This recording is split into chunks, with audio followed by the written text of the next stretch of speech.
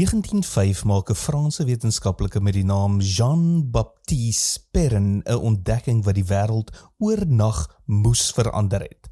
Welkom by die Sepcast, die plek waar ons geliefde stories op hulle kop draai, waar ons kyk na wat die geskiedenis dalk oorgesien het en waar ons nuut ontdek en saam groei. Perrin het die bestaan van atome bewys, daardie mikroskopiese deeltjies wat niemand kon sien nie, maar wat alles vorm wat ons ken. Daar was net een probleem.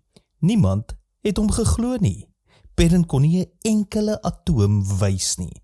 Hy kon net hulle effek bewys, die manier waarop hulle in vloeistof beweeg en die manier waarop hulle ander materie beïnvloed. So vir jare het wetenskaplikes hom geïgnoreer. Dit was eers weer 'n keer toe Albert Einstein op sy werk voortbou dat die wêreld uiteindelik aanvaar het wat nog altyd waar was. Die onsigbare bepaal wat ons sien.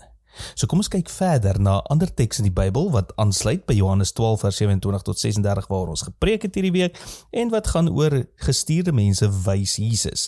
En dit is presies wat Jeremia 29 vers 7 vir ons sê.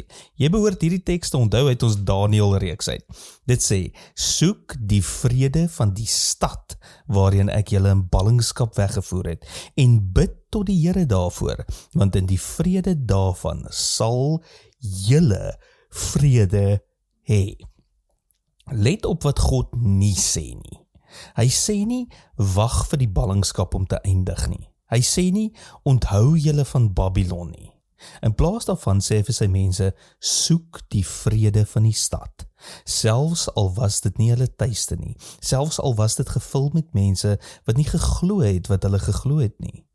Hierdie vers, in my opinie, is die sleutel tot Christelike invloed.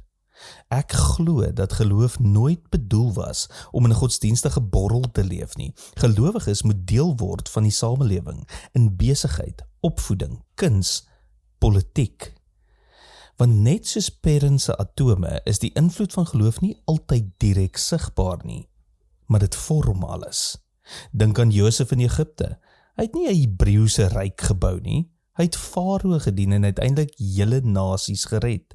Of Daniël in Babylon. Hy het nie die regering omvergewerp nie, hy het binne die sisteem gewerk met integriteit en wysheid. Nie een van hulle het gewag vir 'n perfekte godsdienstige omgewing nie.